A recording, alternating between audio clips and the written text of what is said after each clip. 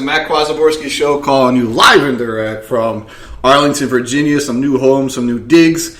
And getting back to the podcast, the last podcast was the 7th of June. Life is hit, not only with the move, some health issues. I'm fine, just with some really, really close people to me.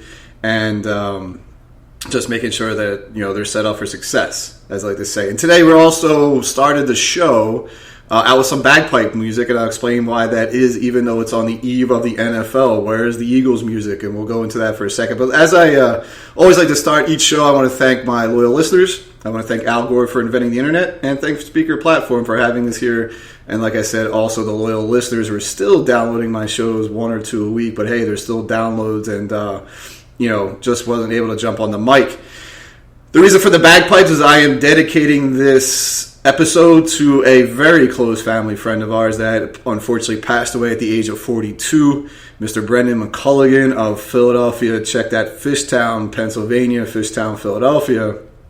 And Brendan was only 42 when he passed. He battled, he fought, and he defeated cancer for the last 12 years. He was diagnosed with stage 3 colon cancer at the age of 29 and fought a legendary battle of cancers. When you think of the word legend in history, this person was a legend, she was a legend, he was a legend. None of them fought for 12 years like Brendan did.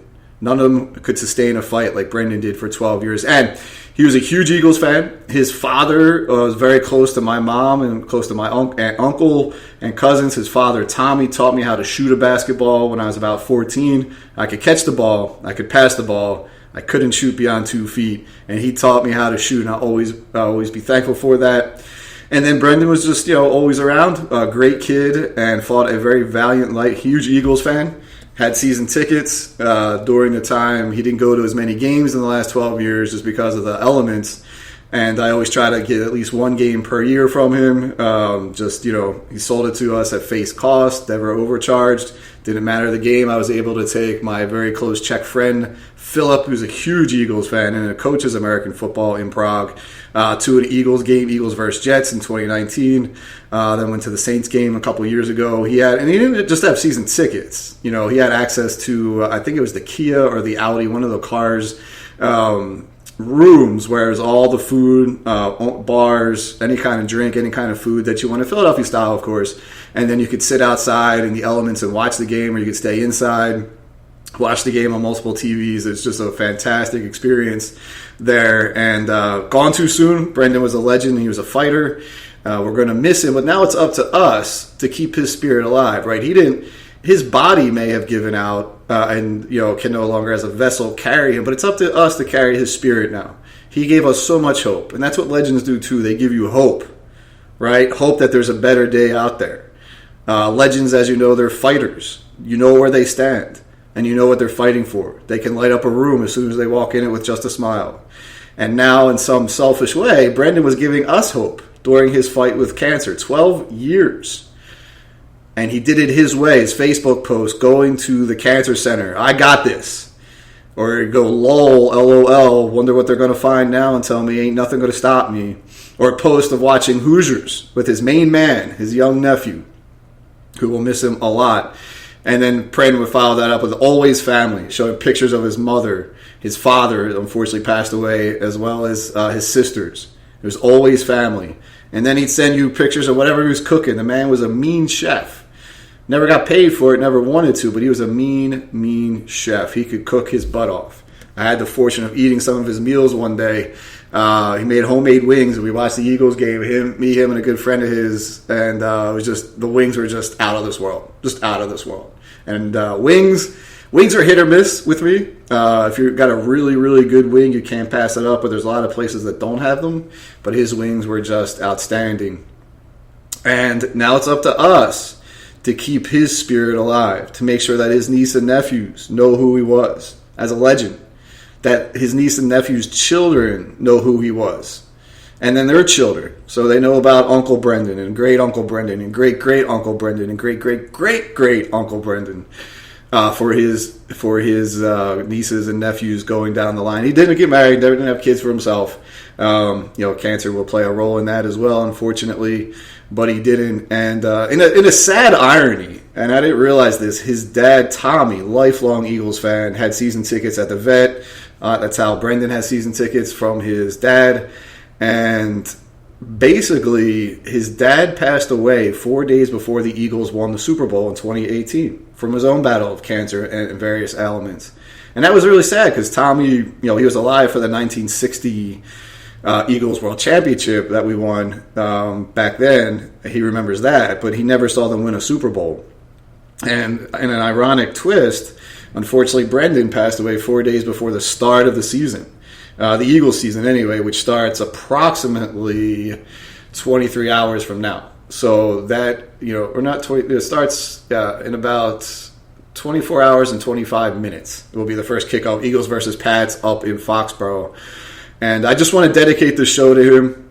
You always knew where he stood. Always family, always cooking, always Philadelphia sports. And I guess the last time that I saw Brendan, I was up in Philadelphia and I just popped into the Starboard Side, which is the local pub we would hang out at from time to time, watch games. It wasn't nothing special. It wasn't a big game or anything. And I popped in here. He's there by himself. That usually meant his first crew of friends had left and gone places and he was waiting for the second crew. So him and I had some good, about a half hour. But, man, he was in pain. He was cramping up. He was dehydrated. That's because he never stopped drinking beer. He just stopped drinking beer when he couldn't drink it because of the chemo. He never let chemo stop him from doing anything in life. And I was just mesmerized about how he was hanging out, being in pain, and saying, I'm like, you all right, man? He's like, yeah, I'm just cramping up. Just cramp it up because it's going to go away. It's going to go away. And it did. We had a couple more beers, and then finally it was time to say goodnight. And I believe that was the last time I saw him out. And that was 4 or 5 years ago, but always kept texting with him, give me updates from time to time. We didn't text every day. We texted from time to time, ring that bell when the Phillies would win or the Eagles. But once in a while I'd ask him how he's doing because the McCulligans, great Irish family, they only shared with people they really trust, and I never asked about him when he was out with him. Just, every once in a while on text, man, hey, how you doing? Especially when I saw that he was going to the cancer center a couple of days in a row. Just, hey, how you doing? Hang in there and everything. He's a legend. He's a legend. It's up to us to keep his legend alive, keep it going, and love him to death and hope that he will, and know that he will live on.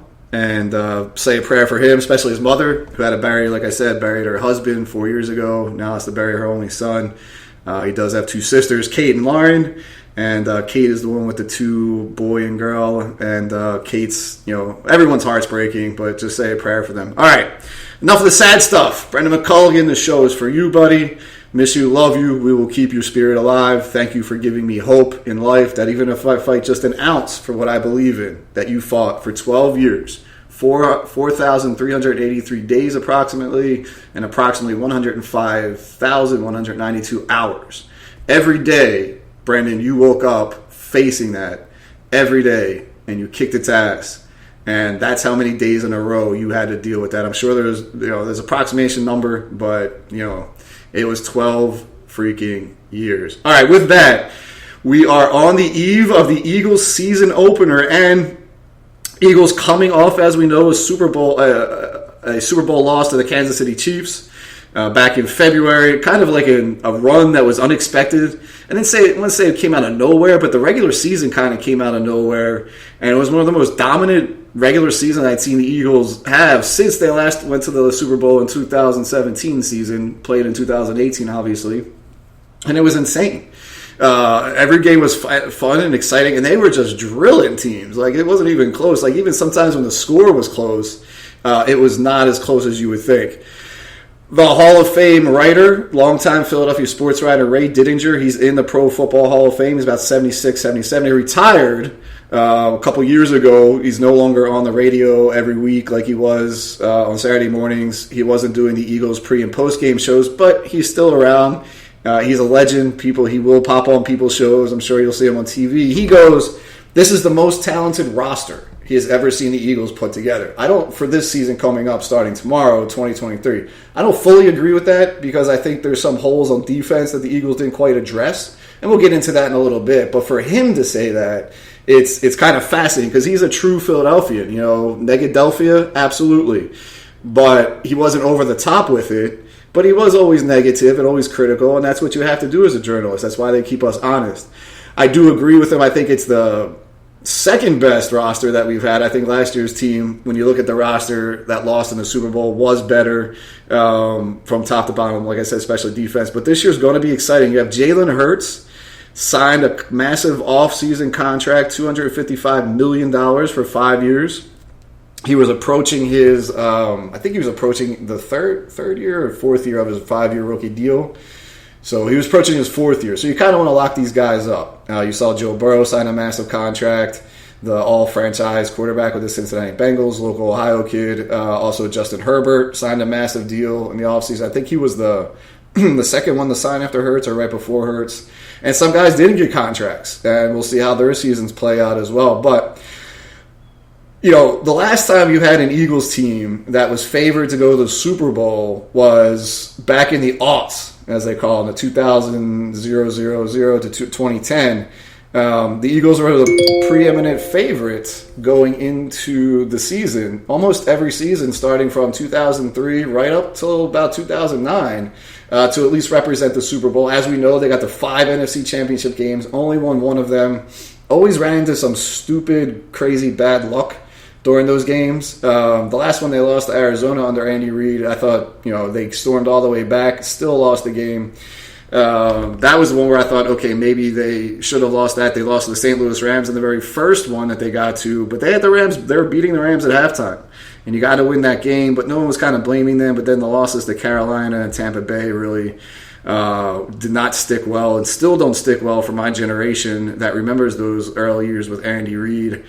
Or the middle years with Andy Reid. And this team now, under third-year head coach Nick Sirianni, no one really knew who Nick was outside of the football circles. When he got the job as the Eagles head coach, he was the Eagles at the time were the second to last team to hire a coach, with the Houston Texans right behind them. Houston Texans are now on their third coach. And the Eagles have Nick Sirianni, who's been wildly successful. Outside of a 2-5 start, this team has been wildly successful. And like I said, last year, they were just dominating teams heading into even during the playoffs. They had the only one now in the new NFL starting last year with the 17-game schedule. Only the number 1 seed gets a bye. The Eagles struggled down the stretch to secure that bye, but once they did, it allowed Jalen Hurts to heal. They destroyed the New York Giants, who pretty much gave up on the game very early in that playoff. Destroyed the San Francisco 49ers, and were beating Kansas City 24-14 at halftime going in the Super Bowl, only to lose 38-35. And to go back to the 49ers, they're becoming sort of a hated bit of a rivalry because those 49 players are still crying that they lost, that Brock Purdy, Mr. Irrelevant, who took over the starting job as the third stringer, 2/3 into the season because of injuries to Garoppolo, and looked really well. They scored a lot of points. But the 49ers believed that they could take Brock Purdy into the link in the NFC Championship game and survive and beat the Eagles. They're like, we had the best offensive game plan. No, you didn't. You didn't have the best offensive game plan or the defensive one, especially the defense. I don't know if they were masking for Brock or the defense, because that defense did not look good at all in the playoffs, especially against the Eagles. I know they're down to their 4th-string quarterback, but that doesn't make a difference. Like their bread and butter has been defense first in this run that Kyle Shanahan's put together. A nice little run, 2 Super Bowl appearance, NFC Championship appearances. Excuse me. They put together a nice little run, but to think Brock Purdy was going to come into the link and beat that Eagles defense, and it was the best pass rushing defense last year I had ever seen, the fastest of an Eagles. They weren't the best because I have to go back to the 91 Eagles, Reggie and Jerome, Clyde, all those guys. But they're super fast, and we have depth, and we drafted 2 defensive linemen from the University of Georgia in the first round. Jalen Carter at number 9, traded up from 10 to 9, and then Nolan Smith at the very last pick of the first round, or the 30th pick of the last round. We got those guys. We're putting together a defense that is very similar to the Georgia Bulldogs of 2021. And what's interesting is going back to Ray Didinger, when he was scouting the Georgia Bulldogs in 2020, 2021, he wrote down in his famous notebook, because he has always had the yellow legal notebook, legal pads as his notes, said, I would draft every single one of these Georgia defensive players if I could. And that's kind of crazy that the Eagles are doing that. They're absolutely doing that. They even got Keely Ringo, a cornerback, a stud cornerback coming in also, I think also from Georgia as well. So it's going to be interesting. Jalen Carter's turning heads. It looks like he has the potential to be a disruptive player, probably a better career than Fletcher Cox, no offense to Fletch, but could be right up there with Aaron Donald. And when you start mentioning Aaron Donald's name, who is the most dominating defensive tackle I think I've ever seen in the past 20 years, no offense to Warren Sapp and some of those other guys, it looks like Jalen Carter could be the real deal as long as he keeps his head on straight. He fell in the draft due to some off the field incidences, especially he was involved in a drag race where a Georgia player and a trainer was killed. His practice habits were apparently not so great back in Georgia sometimes, but he's with the Eagles. He asked Howie Roseman to give him a chance, and he gets to play with his good buddy Jordan Davis, last year's number 1 draft pick from the Eagles, who had an up and down rookie year. I'm not going to criticize Davis for his play last year. He did suffer some injuries too, and one was a concussion, and you never know how you're going to come back from a concussion. But we're expecting big things out of those young men this year, so we'll see how it goes. Nakobe Dean takes over the linebacking core. Reed Blankenship, an undrafted rookie, will be a starting safety. They're blanketed on the outside with the 2 veteran cornerbacks, Darius Slay, and also we also have the other one, Bradbury, who the Giants cut last year. We happily signed him. Both of those guys had tremendous years. Bradbury, I think, had the better year overall, top to bottom. But big play Slay, he's a threat, man. He's a threat back there when you're as a receiver. You need him as a cornerback. We don't know who the other starting safety will be. Obviously, Reed Blankenship, and I'm not aware of the 2 linebacking cores that will start with Nakobe Dean. Eagles tried to sign Miles Jack and another guy coming out of retirement during training camp. Miles Jack lasted about 2 weeks and decided to retire for good. And I'm not sure if the other guys make the team, and I should know that. Offensively, we have the second best offensive line that I've ever seen, only because right guard and 2-time Super Bowl appearance person who's also drafted with Carson Wentz, Isaac Seumalo, rightfully took and got paid by the Pittsburgh Steelers, one of the best guards, rotational offensive linemen that I think the Eagles have ever had. He started at left guard. He started at right guard. He could be the center. And, the Steelers got a deal when they signed Seumalo. So the Eagles are going to plug in former second-round pick Cam Jurgens, who was a center himself, was supposed to be Jellison Kelsey's heir apparent from Nebraska. He was the second-round draft pick last year. The Eagles drafted Jordan Davis, then Cam Jurgens. Looks like Jurgens is going to slide right into that right guard. And, he's going to struggle a bit. He's going to, he never played a real snap in the NFL. So he's not going to be Seumalo, and that's why the line isn't as good as it was last year. But once he gets into his rhythm, I don't expect them to miss a beat. They're bringing back both of their very talented wide receivers, Devonta Smith, who might be up for the next guy to get a payday, A.J. Brown, the guy we traded from Tennessee last year. Quez Watkins comes back. So the receiving core doesn't change much. Dallas Goedert will come back as the tight end, backed up by Callum Tranta and someone else. So that pretty much stays the same. The backup, Marcus Mariota, is now the Eagles' top backup to Jalen Hurts. Mariota's finally in the Philadelphia Eagles. We finally got him. I'm psyched about that. Kidding. It's a bit long story. It goes back to Chip Kelly years. Don't think Mariota looked really well. His feet looked like he was afraid of the rush in the preseason. He was thinking more about the rush than completing the pass. That doesn't bode well. But Tanner is their other backup, and he looked really good in preseason. That he'll stick around, and he might be elevated to number 2. Because you also have, how are you going to change the offense if something happens to Jalen? Let's face it, Jalen, took it on the shoulder last year in Chicago. I blame the offensive game plan for that one. But so a guy like that's going to get hurt. He's going to get banged up, and you're going to need some quality snaps and maybe some quality starts. Gardner Minshew started against the Cowboys, looked really good, but then started against the Saints in a funky game that I called on the podcast that I thought the Saints were going to win. looked absolutely horrific. He's now in Indianapolis backing up Anthony Richardson, reunited with Shane Steichen. Congrats to Shane getting the head coaching job in Indianapolis. And Gardner Minshew's out there backing up Anthony Richardson, the 4th overall pick from this year's draft. So not too much change. We don't know who our punter's going to be. It's probably be Sipos. Unfortunately, the Eagles cut him and signed him to the practice squad, and they've been working out punters. But Jake Elliott comes back, one of the most underrated kickers in the league, comes back, the long snapper backs. There's a lot of continuity, and that bodes well, especially for Jalen Hurts. Last year's season was the first time in his career since high school that he entered a season with the same offensive game plan from the year before. So when the Eagles made the playoffs in 2021, that was Nick Sirianni's first year, Jalen's first full year as a starter. He had the offense. But then last year, same offense. And we saw what Jalen did. Many people argued he should have been the MVP last year. Not going to get into that right now. It doesn't matter.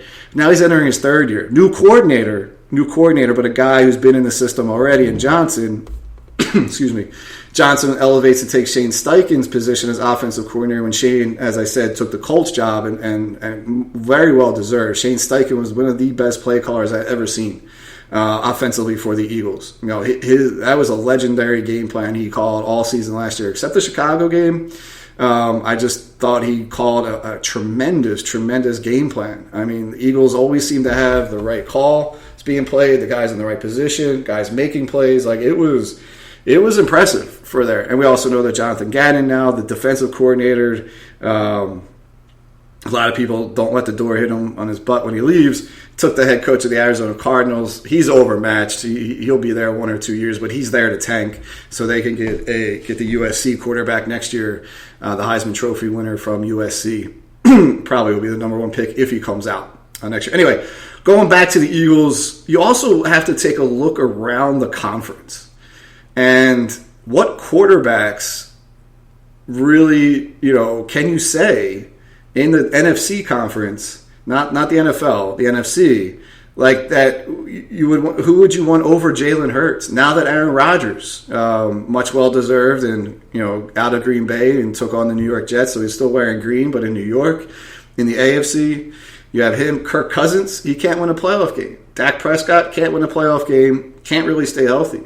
Matt Stafford's playing behind a bad offensive line again. He's getting older. He had elbow issues and concussion issues. And now his top receiver, Cooper Kupp, there's some kind of sad reports that he may have some nerve damage with his hamstring issues. He just can't seem to heal it. He's probably the best receiver in the NFC when he's healthy is Cooper Kupp. Won the Super Bowl MVP, by the way, when the Rams finally got off the schneid and won a couple years ago against...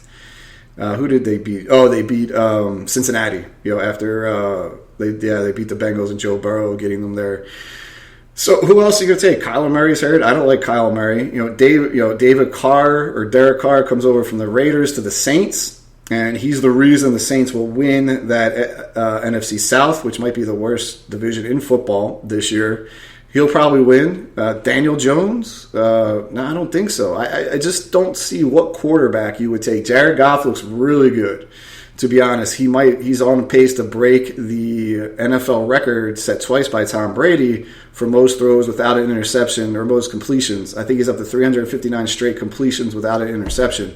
And that's some high air right there. That's some rare air that he's going in and grabbing hold of the Detroit Lions. But are you going to pick Jared Goff over Jalen Hurts to lead a team into the Super Bowl? Even though they both play in the Super Bowl, I don't know. I can't go with Jared Goff there. I'm happy for him. I'm happy for Detroit. Detroit should be one of the main rivals to the Eagles this year, but I can't go there.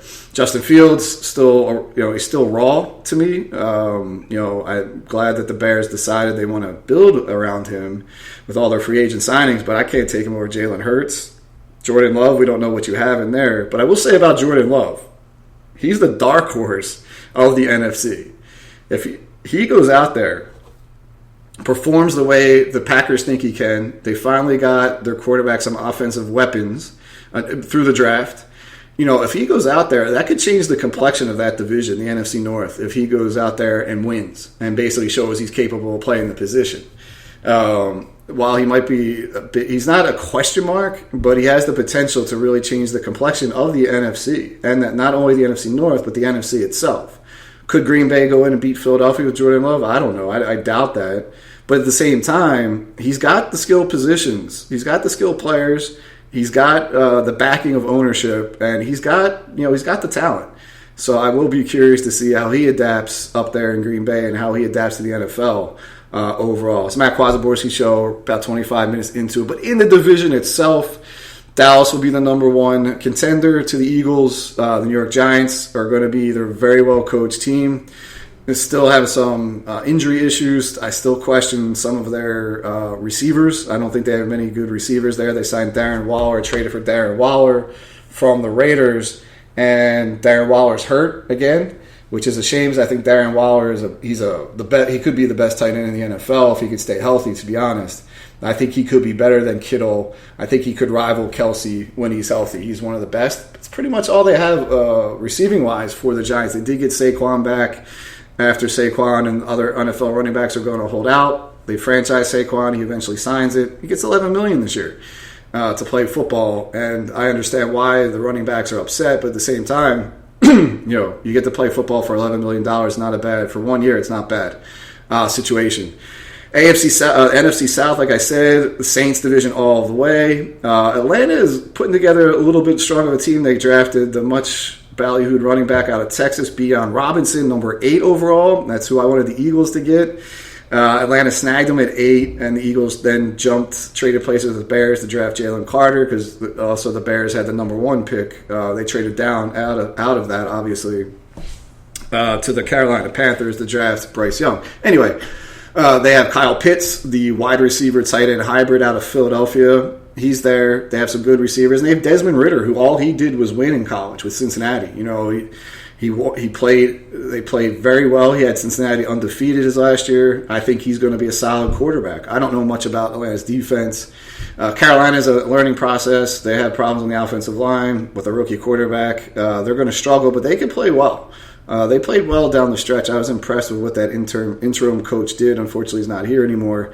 But Frank Reich, Eagles fan, Eagles offensive coordinator during the Super Bowl, winning Super Bowl team, so always have a place for him.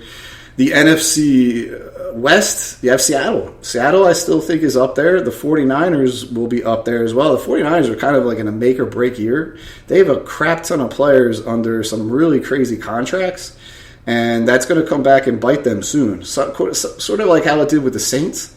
After their Super Bowl run, they started overpaying guys, not managing well, and it's understandable. It happens in every sport. I think the Phillies did that, after they won the World Series. They hung on to those players a little bit too long. But the moral of the story is eventually in San Francisco, it's going to start biting them. They did sign Nick Bosa to a huge extension. And Nick Bosa did nothing in the playoffs last year. Great regular season, did nothing in the playoffs last year. Everyone, like I said in the show, talked about Brock Purdy, how they would have won, blah, blah, blah. But their defense didn't show up. Sure, they're down to their 4th-string quarterback, but at the same time, you gotta show up on defensive side of the ball and play with pride. And that 49ers defense did not play with pride. And to be quite honest, after they get past the front 7, the Niners are vulnerable. So I think they might struggle a little bit. Seattle was a good team.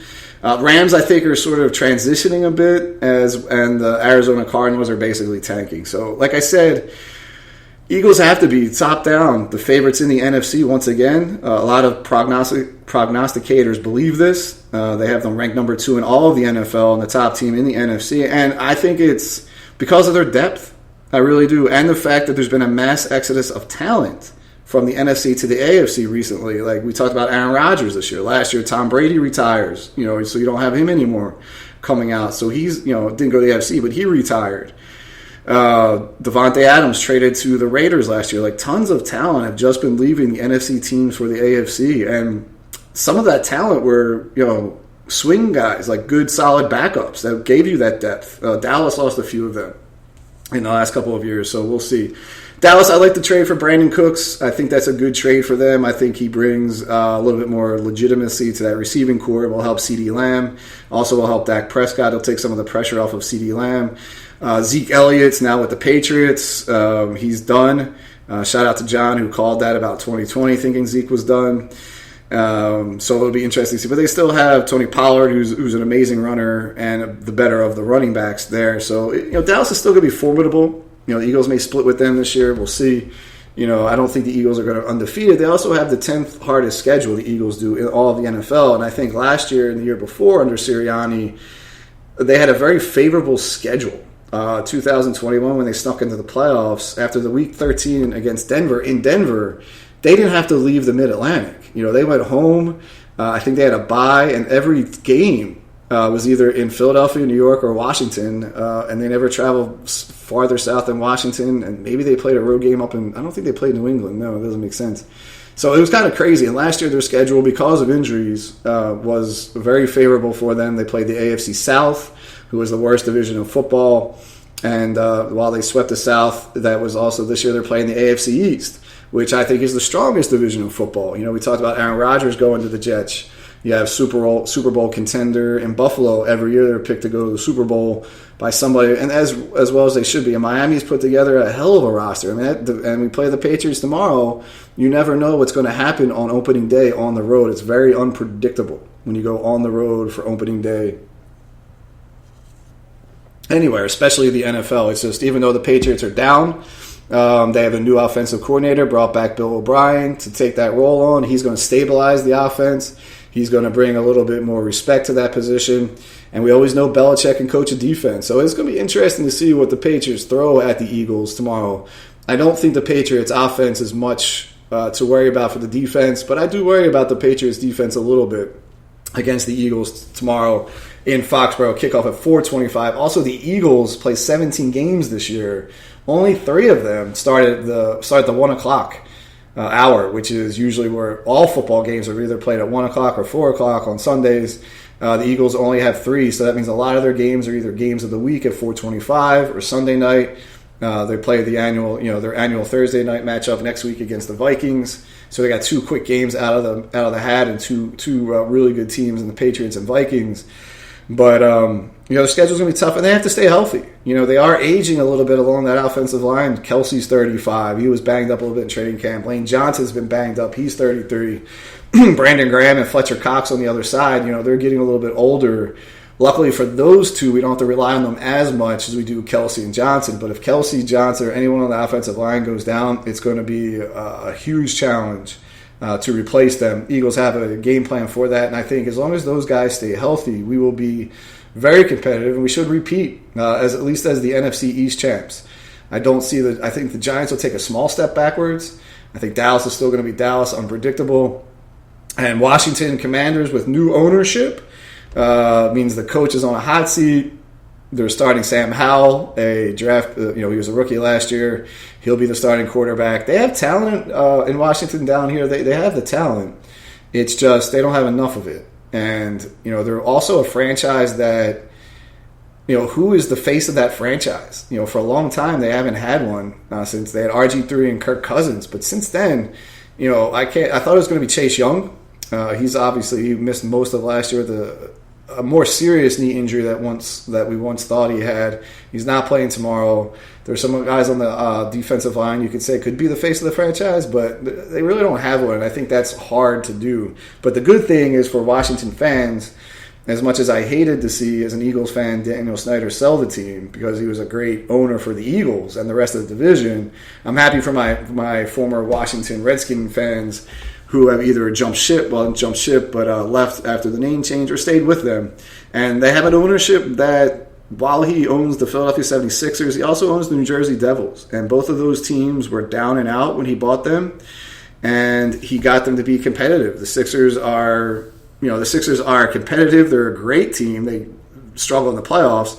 And the New Jersey Devils really have built and drafted very, very well since Josh Harris has taken over that team. And they're perennial, kind of like the Sixers, they're perennial contenders. They just can't take that next step to the promised land. So we'll see what happens in Washington. So I think if you're a Commanders fan or a Washington football fan, Sky's going to look up. It has to after the debacle that Daniel Snyder was. Matt Quazzaborski Show, jumping over to the AFC. Man, what amount of young quarterback talent. Joe Burrow, Lamar Jackson, Kenny Pickett, Deshaun Watson. They're your 4 quarterbacks in the AFC North.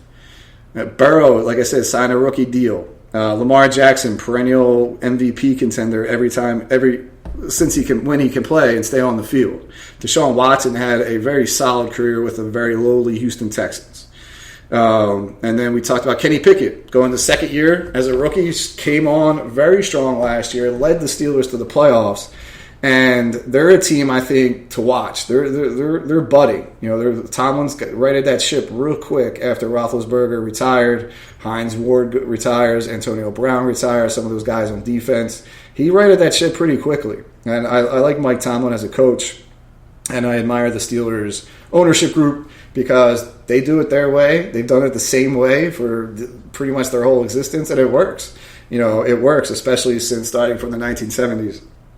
If you look around the AFC East, we already talked about, the Patriots will probably be last place. When was the last time ever you thought the Patriots would be predicted to be in last place?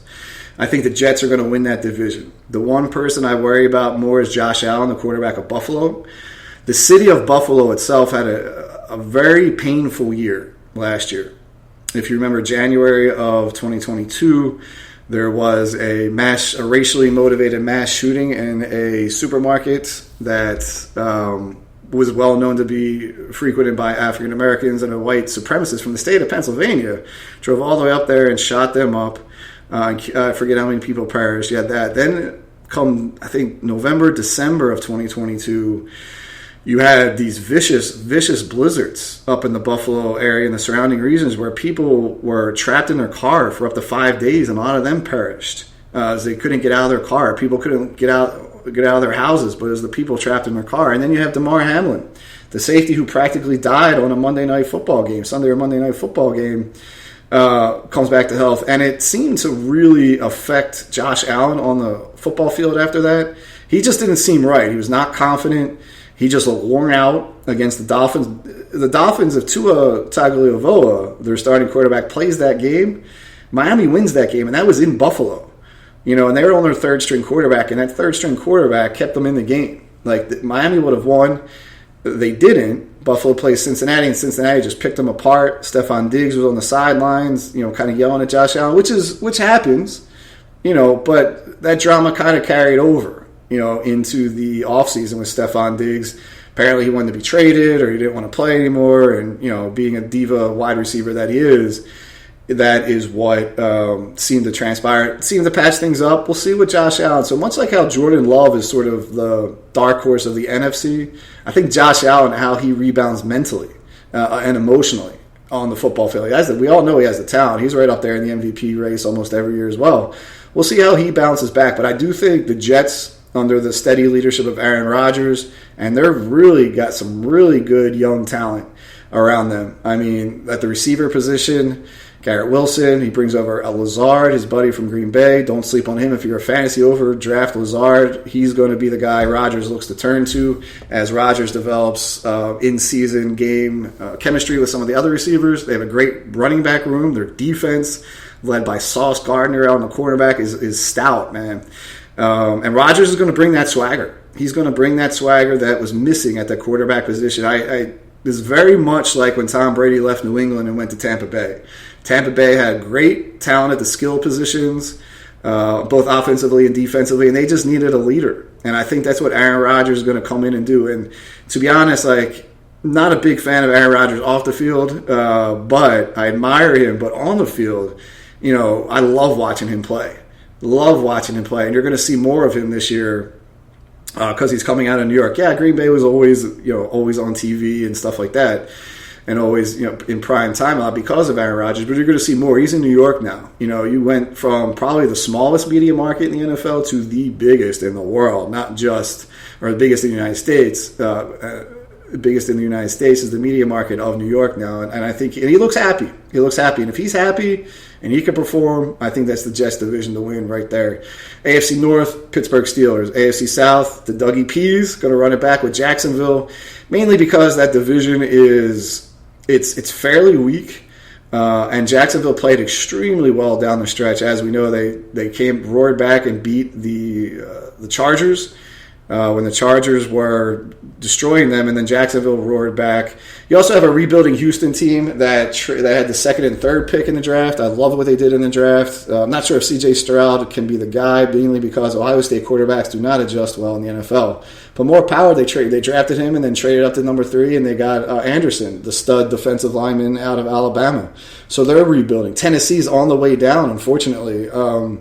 Derrick Henry's getting up there. The quarterback position is, while they had Will Levis, they drafted him, the kid out of Kentucky. They're still running it back with Tannehill, Tannehill's great quarterback, but he needs everything kind of go right to be effective. The line has to be there. Derrick Henry, the running back, the all-stud, I think Hall of Fame running back, he's getting up there in age and with health. And other than that, I don't know what they have. And then who else is in that division? You have Jacksonville should win it, Tennessee, Houston, Indianapolis, the Colts, also rebuilding under new head coach Shane Steichen, new rookie quarterback and Anthony Richardson. Their star running back Jonathan Taylor is holding out and probably won't play for a few games. I'm sure eventually he'll start playing.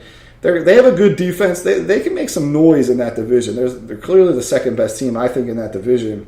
And they might upset Jacksonville from time to time. You never know. They might split the season series there with new blood at the head coaching staff.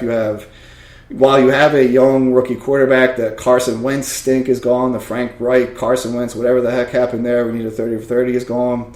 So we'll see about that. And then you go out to the AFC West. Who knows? Kansas City on the season opener the other night, as the Super Bowl champs should get, they played at home to Detroit. Travis Kelce ruled out with a knee injury, and Kadarius Toney basically should have been ruled out and never allowed to play of all the drops. But at the same time, the Lions went in there and won. They went in there and they kicked Kansas City's butt. And hey, so if Kansas City doesn't have Travis Kelce, there's a game plan on how to play them. I don't think Kadarius Toney, if he does play as much as he did, will have that same type of drop games. When things are sort of like skewed off like that, I kind of cut it in half, and say, okay, this is what we can expect. And cut his drops in half or whatever have you, and you have probably the game is probably different of the outcome, but it wasn't. So hang in there. Chargers have to take the next step. I was surprised they hung on to their coach. I thought for sure that they would make a run at Sean Payton. They may have. In the offseason, Sean Payton eventually chose Denver Broncos and Russell Wilson. I would have chose the Chargers with Justin Herbert and with Austin Eckler, the stud running back, great wide receiver core with Williams and Allen, great tight end. That's a team that, man, if they can put that together on both sides of the ball, they could take out Kansas City. Especially if, you also got to figure, Kansas City, they've played a lot of football the last couple of years, and that does catch up to you. Travis Kelce's hurt. Lost some linemen along the way. Chris Jones, their stud defensive end or tackle, is holding out. When you start playing that much football or any sport, it does catch up to you. It does, and it could be starting to creep up a little bit with the Kansas City Chiefs.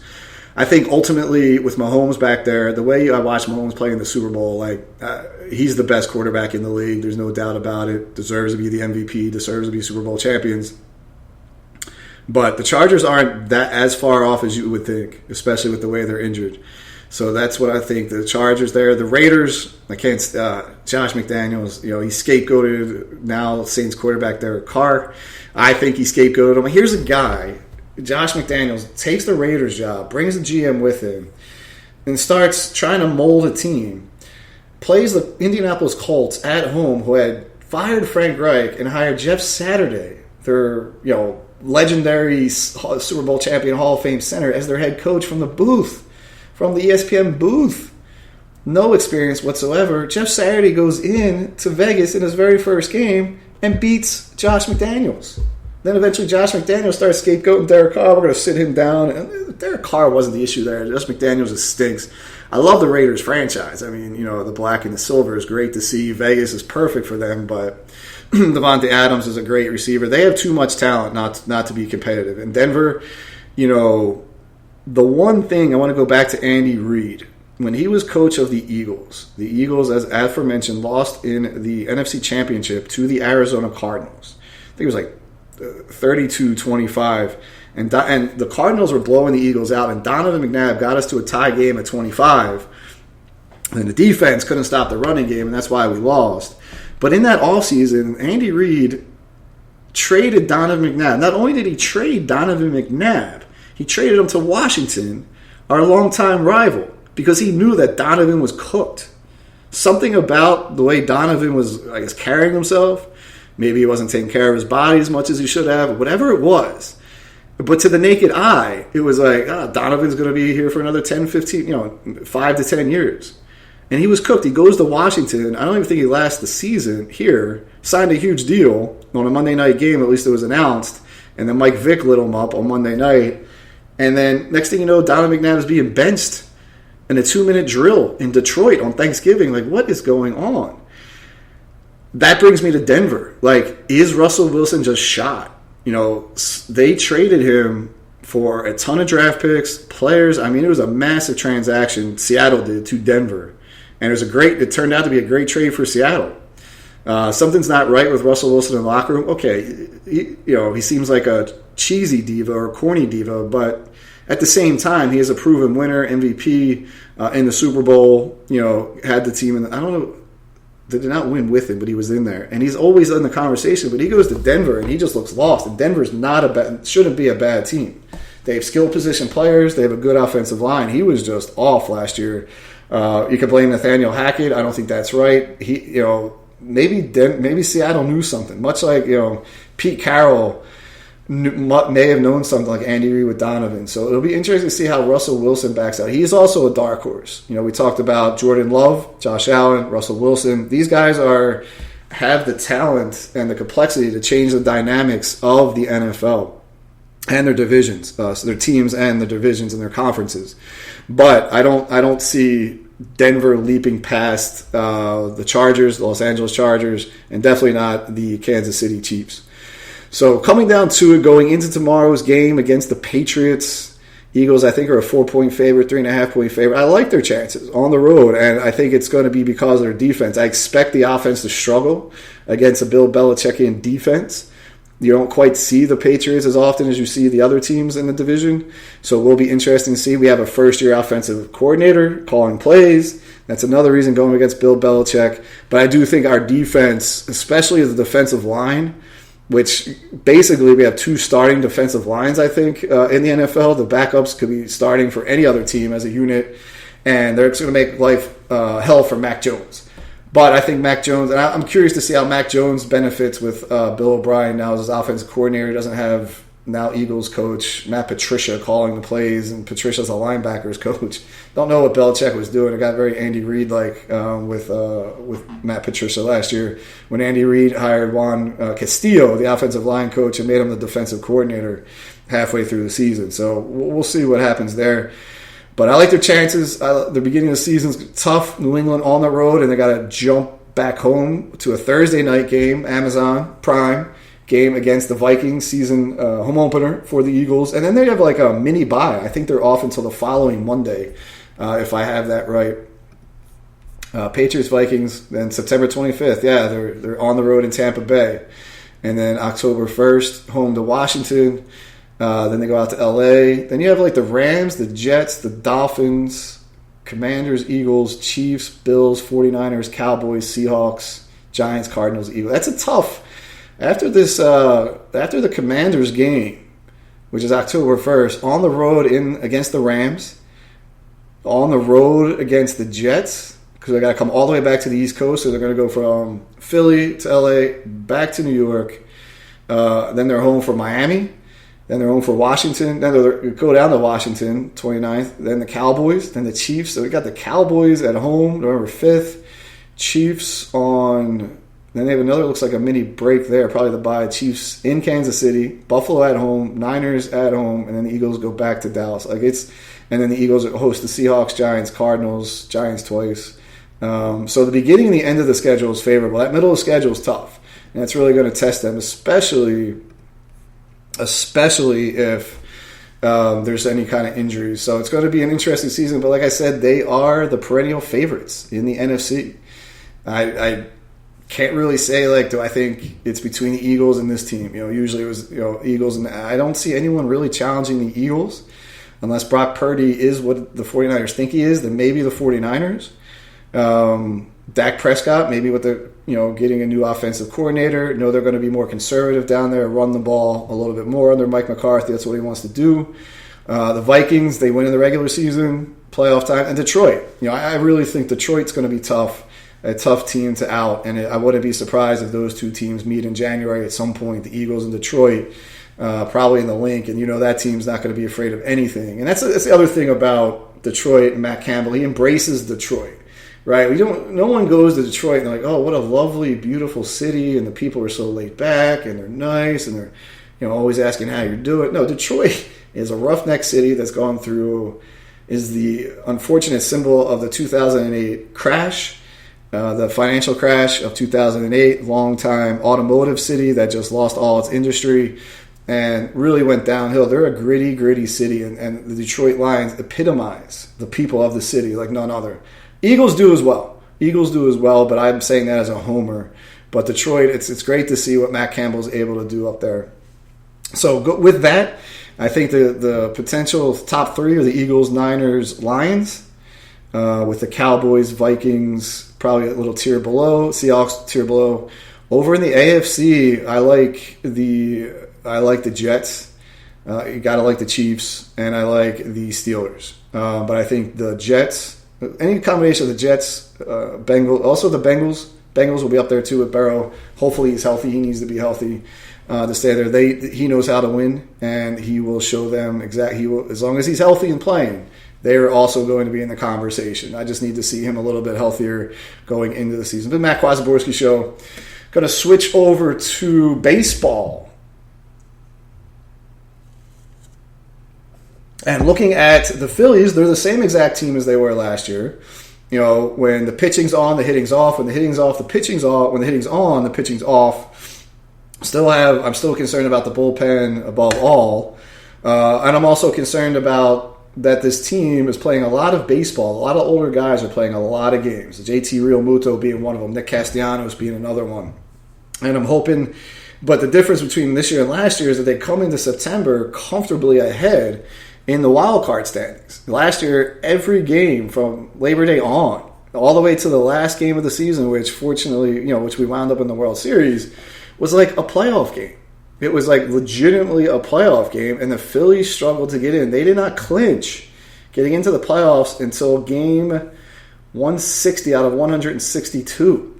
And that to me is just like, wow. It's kind of crazy that it took them all the way to do that. That's because two teams this year fell off the face of the earth, and that is the Mets, who are legitimately 28 games out. They're 12 games under 500 with the biggest payroll in baseball, and they're trying to fend off the Washington Nationals for last place.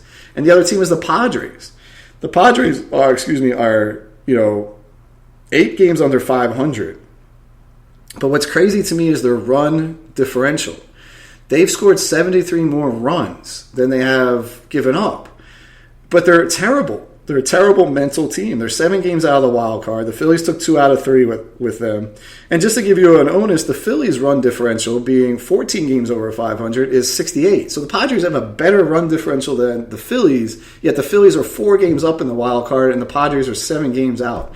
Those two teams are the reason why the Phillies, like I said, pretty much the same team as last year, obviously an upgraded shortstop since the All-Star break, but we're 4 games ahead. Where last year we were probably 2 games out, or a half a game. It was always going back and forth with Milwaukee and St. Louis. Couldn't happen to a better franchise.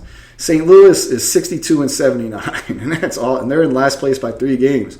Pittsburgh is ahead of them by 3 games. The Cubs have come out of nowhere this year, especially starting in mid-June. They are 76 and 66 with a 96 run differential, so even better than the Phillies. They're a team to watch. So the Phillies are up by 4 games. Cubs are up by 2. And then the other team in the wild card is Arizona. And Arizona has a half-game lead over the pesky Miami Marlins, who the Phillies lost to last night. Cincinnati's only a game and a half, and San Francisco's lurking at 2.5 back of that third wild card. So you're looking at Miami, Arizona, Cincinnati, and San Fran kind of jockeying for that third position. But, barring a collapse of momentum, monumentous proportions by the Phillies, a la 64, they should cruise into the playoffs. And I'd love to have this clinched. Love to have it clinched going into that last week of the season, and maybe even longer.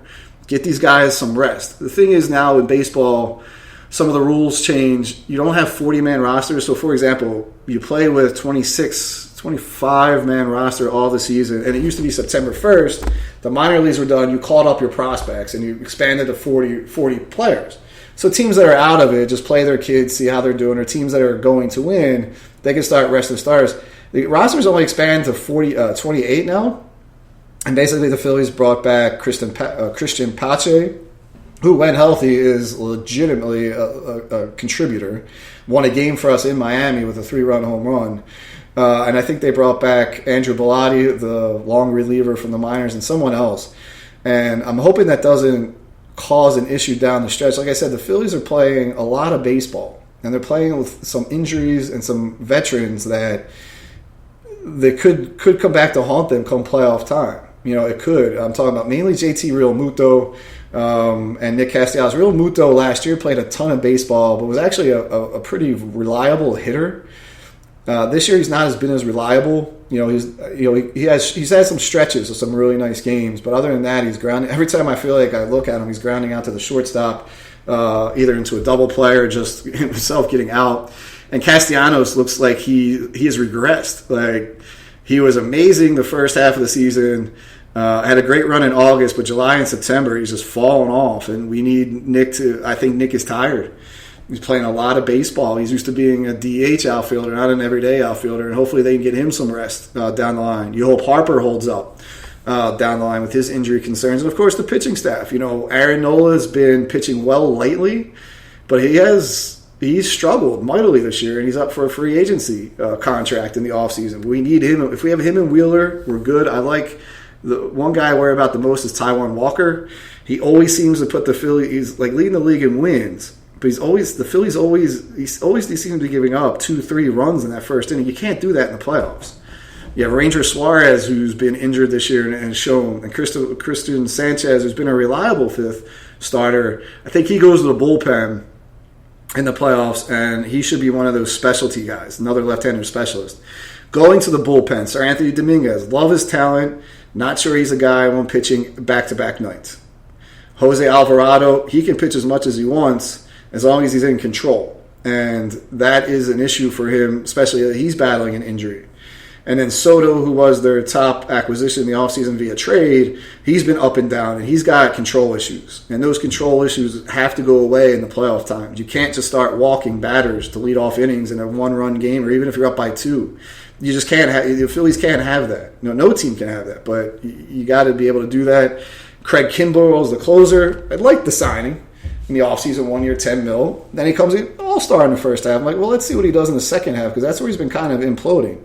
Look, he's also getting older, right? He's probably at the tail end of his career. He's probably a Hall of Famer, but that doesn't help me now when we need to win and we have our sights set on the World Series now.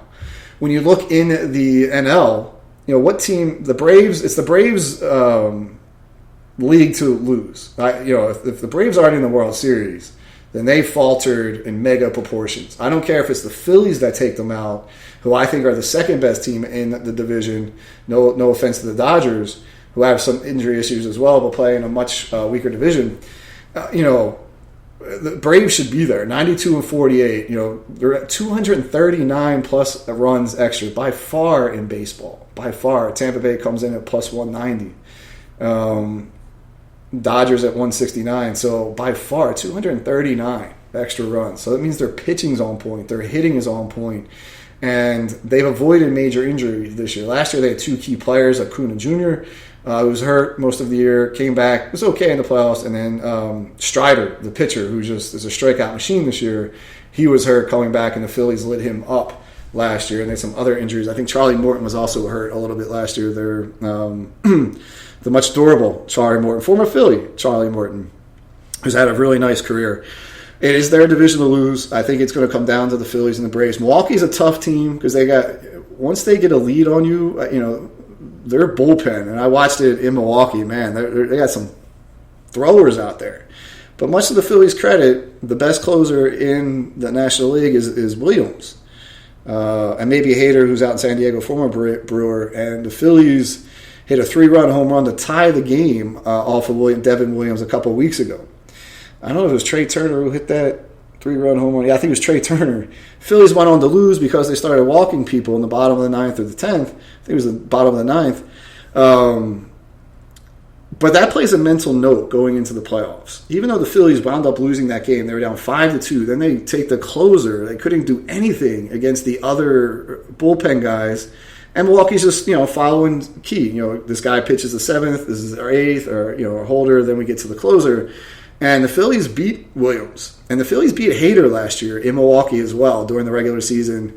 Pretty dramatic win for the Phillies. So I can't say I'm scared of the Brewers. I don't think they have a good enough offense. They're only plus 30 is their run differential. And I do think run differential means a heck of a lot. It means a lot. And just to show you how bad Oakland has been, we talked about the Braves being a plus 239. Oakland A's at 44-97 record are minus 297. I mean, think about that. 297 run differential. That's insane.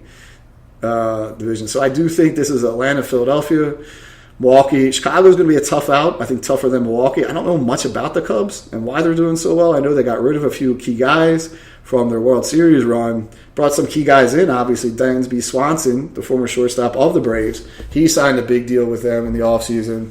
Dansby Swanson. But it doesn't seem to have really, but it's been paying off. And some other guys they signed too. Marcus Stroman. He's kind of an idiot pitcher, but he's effective.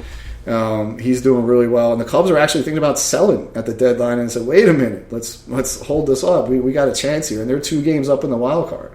So right now you got Atlanta running away with all of baseball. Phillies second place, 15 games out, but plus 4 up in the wild card. Milwaukee, Chicago in the playoffs. Chicago's only 3 out of the Central, so Milwaukee could drop down. Cincinnati's only 6.5 out and 1.5 of the wild card. The Reds have had a real nice year. Dodgers up front, Arizona, San Francisco. In the AL, much more competitive. The Baltimore Orioles, second best team in baseball. 4-game lead over Tampa Bay, who's 30 games over 500, and has a plus 190 run differential. In fact, their entire division, besides the Yankees, are over 500, and the Yankees are only 1 game under at 70 and 71.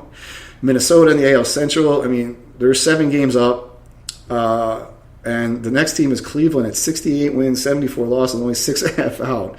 Detroit 64-77, Chicago White Sox 55-86, Kansas City actually is worse than Oakland. Then you go to the AL West, which is pretty much the best division, one of the more fun divisions, not the best. The Angels, as they always do, they hang around until about June and fall to face the earth. We talked about Oakland. Texas was winning the division all year long, and they kind of fell off the face. They're only 76-64, but they were running away with that division. They are now 3 games back of Houston and 1.5 back of the wild card. And Seattle came out of nowhere in August. They're at 79-62. They're only a half game out of first place, and up 1, but only up 1 in the wild card. Half game out of first, only up 1. So if you look at the wild card, Baltimore's leading the AL East. Tampa Bay's up 7.5 in the wild card, and Toronto, right on the 78-63, is in the wild card. And then you basically have Houston, Seattle, Texas jockeying for 2 of 3 playoff positions. Minnesota's going to get in and win that division, and that's the only one there. But Houston, Seattle, and Texas are jockeying for both the division as well as the wild card. So we'll see what happens there. Appreciate everyone that's listening to me today, the Matt Kwazaborski Show. I really hope it's a new software today. I really hope that it catches and it publishes well. And again, just want to give a little shout out to Brendan McCulligan. The legend lives on. It's now our job, Brendan, to make sure that you stay a legend and that people know about you and keep your spirit alive. It's going to be tough, but you gave a hell of a fight. A legendary status. That's all I can say. You can light up a room. You fought for your family. You fought for life. You fought for people. And you fought cancer. And we're going to miss you, buddy. Going to take you out again. Some bagpipes in honor of Brendan.